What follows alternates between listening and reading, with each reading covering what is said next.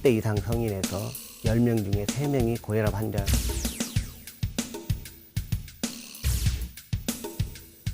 협심증, 심근경색증, 뇌혈관 질환인 뇌졸중, 뇌출혈, 이와 같은 합병증을 유발할 수 있습니다.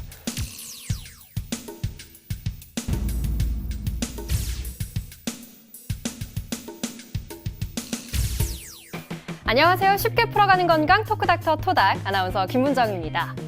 전 세계 25세 이상 성인 인구 5명 중 2명이 앓고 있다는 고혈압. 우리나라에서도 대표적인 국민 질환 중 하나라는데요. 전조 증상이 없어서 계속 방치해둘 경우 심각한 후유증을 겪을 수도 있다고 합니다. 오늘 이 시간에는 내과 전문의 조원섭 원장님과 함께 고혈압의 모든 것 자세히 알아봅니다. 원장님 안녕하세요. 안녕하세요. 내과 전문의 조원섭입니다. 아까 아나운서께서 말씀하신 대로 고혈압은 우리 주변에 가장 흔하게 들을 수 있는 질환 중에 하나입니다. 특히 흔한 질환 대신에 자기가 고혈압인지를 잘 모르고 또 잘못된 생활 습관을 유지하면서 다른 질환을 치료할 때 갑자기 심각한 합병증이 초래되기도 합니다. 그러므로 평소에 꾸준한 관심을 가지고 혈압 관리를 유지해 주는 게 좋을 텐데요. 오늘 이 시간 저와 함께 고혈압에 대해서 차근차근 알아가시면 좋겠습니다.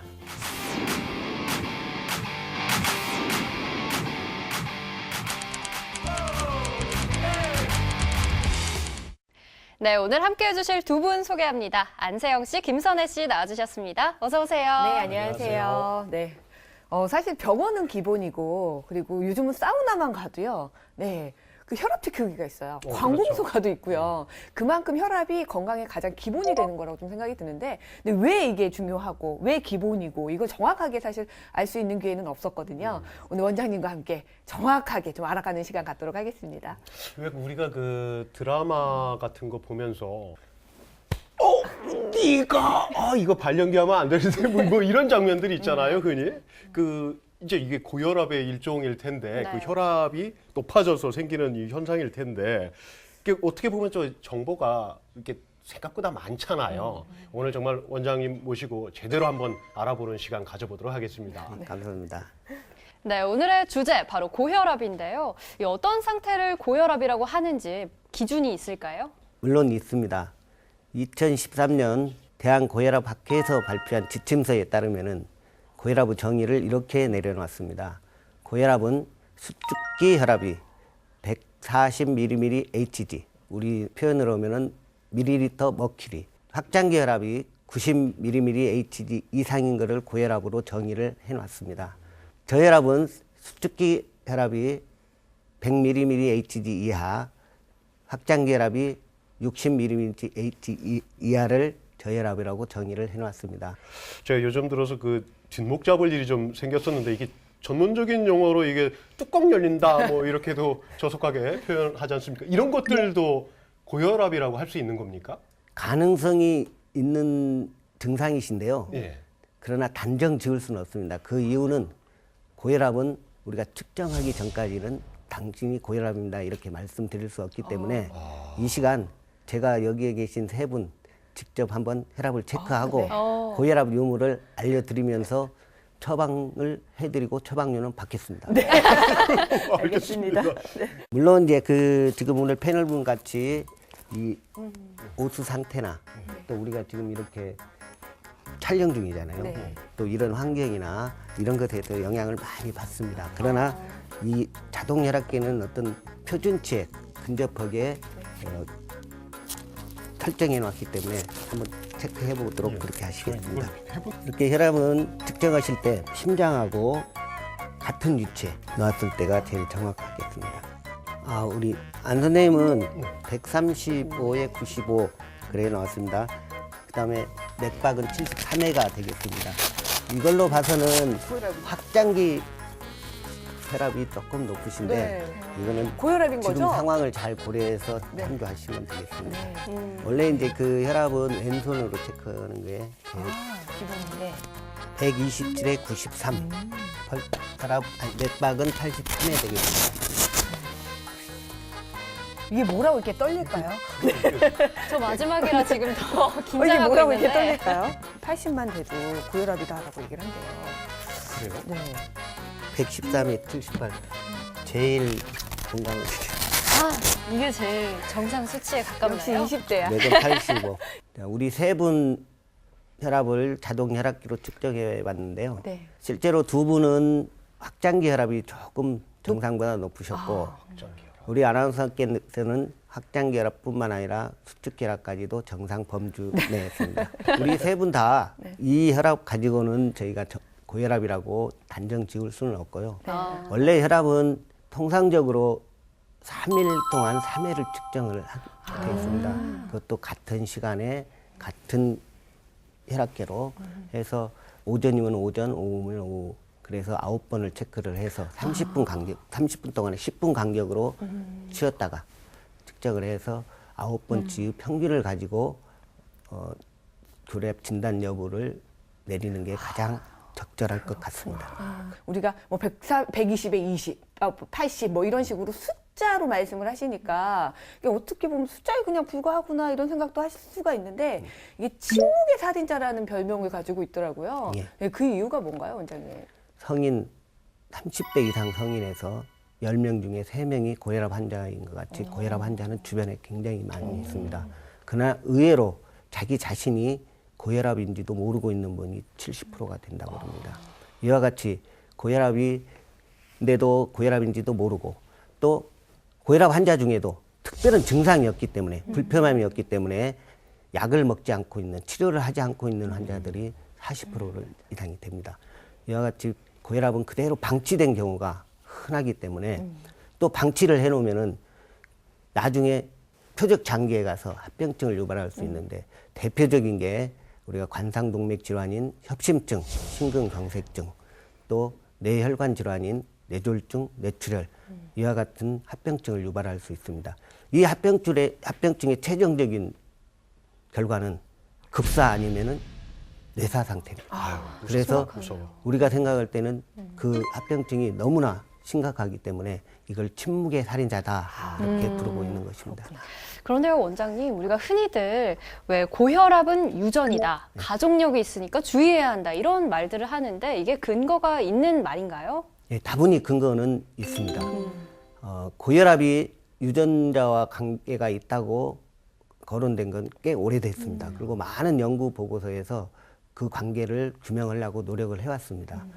그러나 어떤 유전자가 직접 고혈압하고 관련이 있다 이걸 못 밝혔기 때문에 그건 아직의 이론의 여지가 많이 남아 있습니다. 거기에 비해서 가족력은 그보다 훨씬 더 관계가 있는 듯합니다. 왜냐하면 통상적으로 우리가 고혈압 환자가 진료실에 들어오면은 첫 질문이 가족 중에 고혈압 환자가 있습니까 하고 묻지 않습니까? 네. 그거는 고혈압이 가족력하고 관계가 있다는 증빙이 되겠습니다. 통계적으로 보면은 부모 2인 중에 한 분이 고혈압이면은 자녀 50%에서 고혈압이 나오고 두 분이 고혈압이면은 80%에서 고혈압 환자가 나올 수 있습니다. 이걸로 봐서 가족력하고는 깊은 관계가 있는데 가족력이 이와 같이 깊은 관계가 있을 수 있는 거는 같은 공동 생활을 하기 때문에 식단이나 또는 생활 습관이 비슷해서 그런 것 같습니다. 네. 고혈압 환자들이 3, 40대에도 뭐 5명 중에 뭐 하나, 뭐 둘, 뭐 이런다고 그러는데 이게 그 나이하고도 이게 관계가 있는 것입니까? 예, 밀접한 관계가 있습니다. 2013년도에 국민건강식품연구원은 데가 있습니다. 그게 어떤 음식을 먹었더니 건강을 해치더라 이렇게 연구하는 데가 있는데 그 조사 보고서에 따르면은 우리나라 성인 30대에서 성인에서는 30%, 60대에서는 50%가 고혈압 환자였습니다. 이걸로 봐서 고연령층으로 갈수록 고혈압 유병률이 점차 증가되는데 연령과는 깊은 관계가 있는 듯합니다. 네, 근데 선생님 말씀 들어보니까 그럼 어린이들한테는 고혈압이 안 나타나는 건가요? 그렇지 않습니다. 소아 비만이 굉장히 많이 있습니다. 그래서 지금 고혈압 유병률이 1 내지 2%밖에 안 되는데 문제는 소아 고혈압은 대개 신장 질환이 있달지 심장 질환이 있달지 선천성 그런 경우에 2차적으로 왔는데 지금은 성인 고혈압과 똑같이 1차적인 고혈압이 많이 발생하고 있습니다. 이거는 또 왜 심각하냐? 소아고혈압이 결국에는 성인 고혈압으로 가기 지름길이기 때문에 철저한 검사하고 치료가 요할이라고 생각이 됩니다.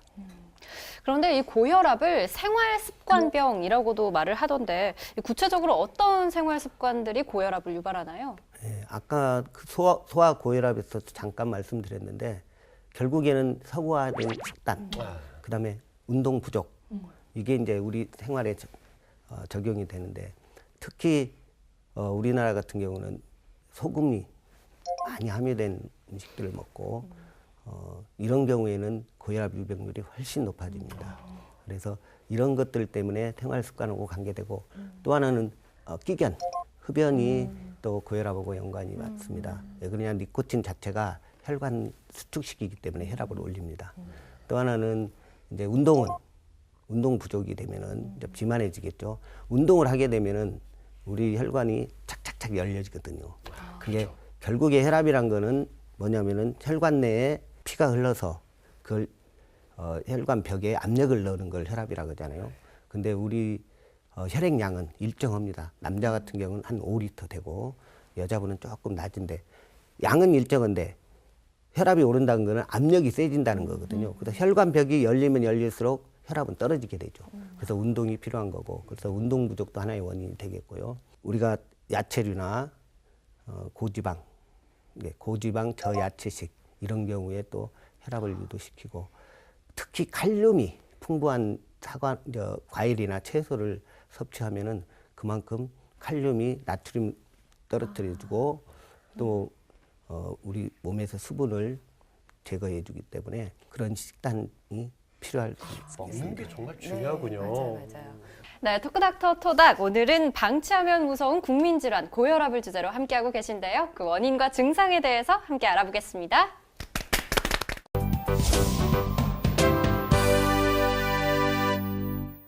고혈압의 원인과 그다음에 증상에 대해서 말씀을 드리겠는데요. 아까 우리가 누누이 얘기했듯이 고혈압은 증상이 없다고 그래서 그 시간을 우리가 고혈압에서 상식적으로 간과하고 있는 것에 대해서 또 말씀을 드리겠습니다.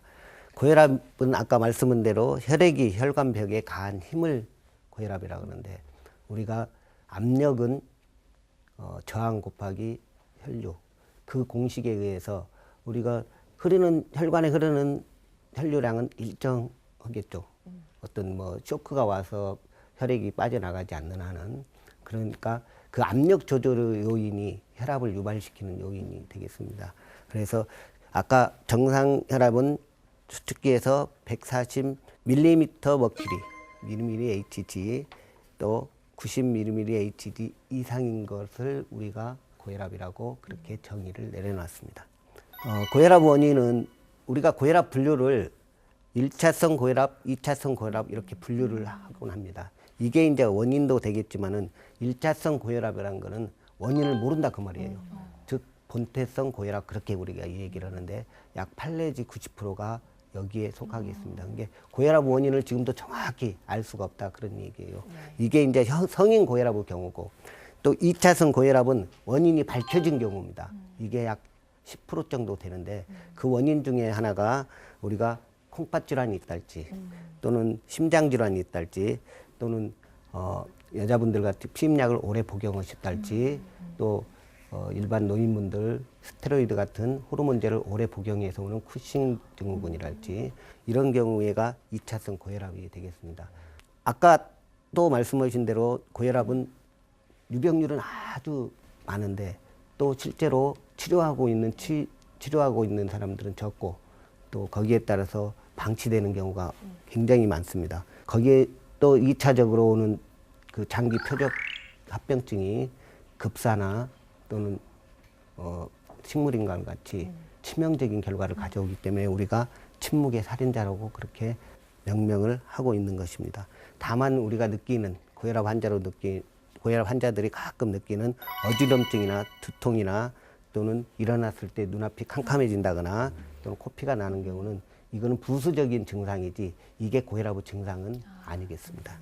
그다음에 고혈압에 이제 여러 가지 합병증을 유발하는데 표적 장기가 1차적으로 표적 장기는 콩팥이 되겠습니다. 콩팥은 모든 우리 피가 거기를 통하기 때문에 많은 양이 통하기 때문에 그 콩팥에 가서 압력이 세지면은 콩팥에 있는 혈관들이 여러 가지 그 변화를 일으켜서 결국에 심부전증이라는 그런 합병증이 유발될 수 있고 2차적으로는 심장입니다. 심장에는 또 많은 양의 피를 받아야 일을 하기 때문에 그 관상동맥이랑 심장에 가 있는 동맥을 관상동맥이라고 하는데 이 관상동맥이 좁아지고 또는 막히고 이게 협심증, 심근경색증이 되겠습니다.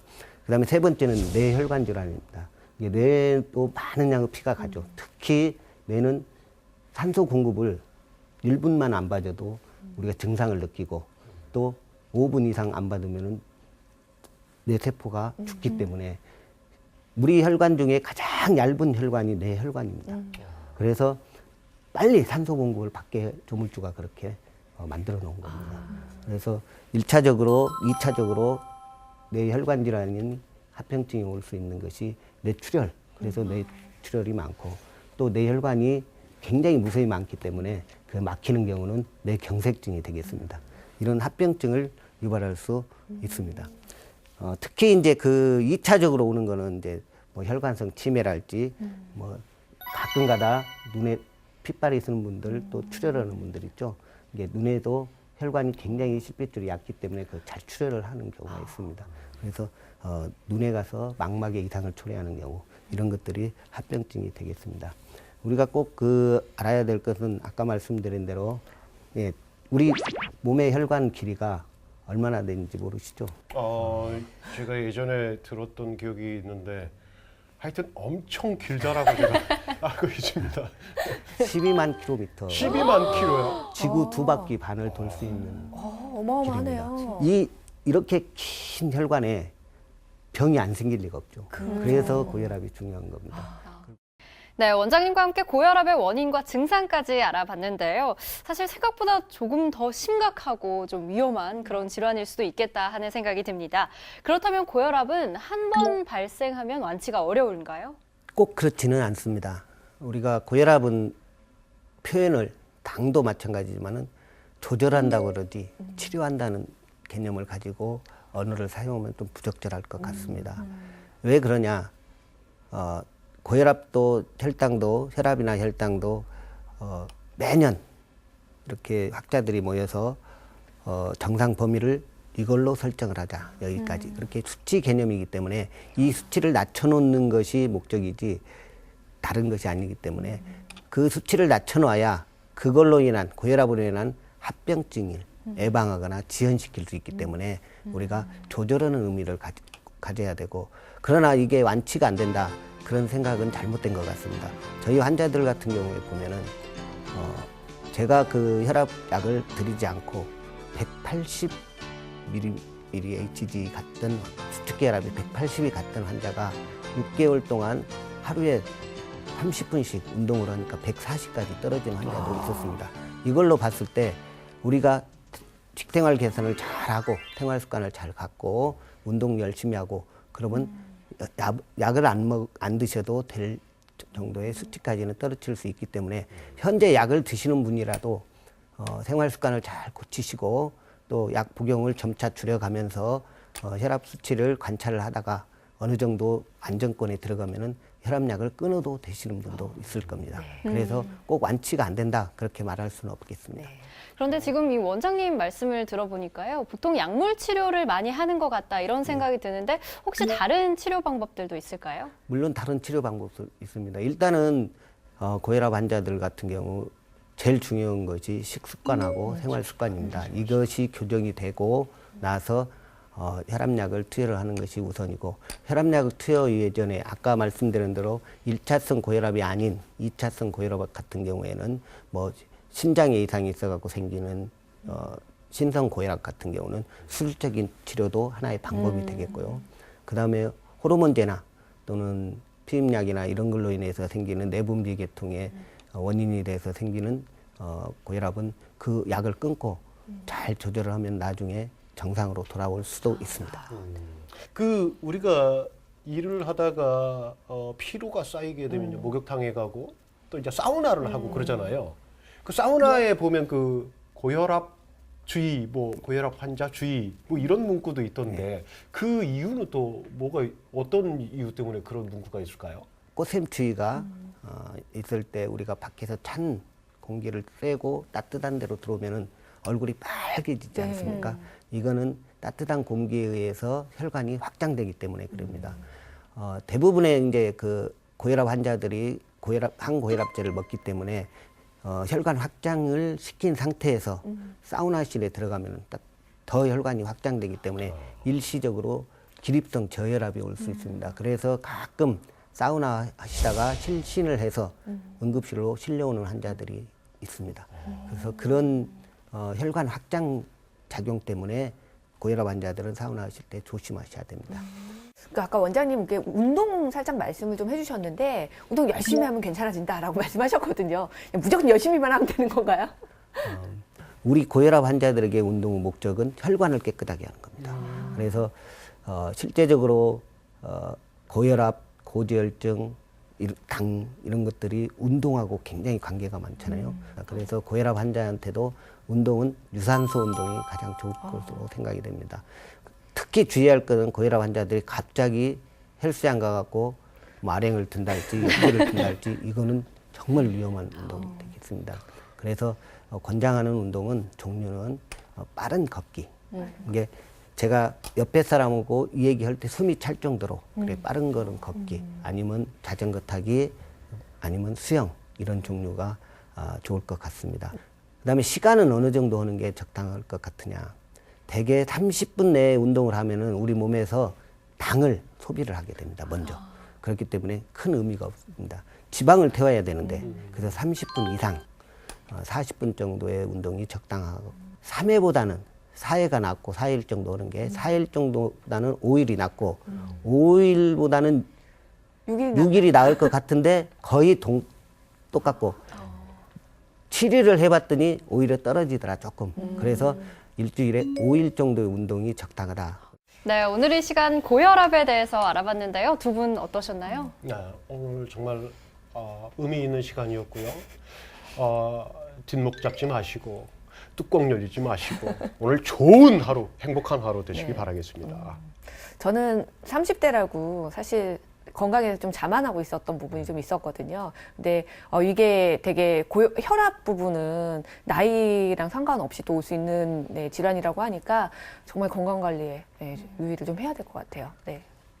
네, 원장님 끝으로 오늘 질환과 관련해서 토닥 시청자들께 당부 말씀해 주시죠. 네, 아까 말씀드린 대로 우리 고혈압이 아주 흔한 질환이고 결과가 굉장히 비참한 질환이지만은 옛말에 무병장수라는 말이 있지만은 요새는 하도 현대병이 많기 때문에 차라리 병 하나 가지고 자기 관리 잘 하시고 마음의 여유 가시고 우리에게 주어진 삶을 행복하게 살았으면 좋겠습니다.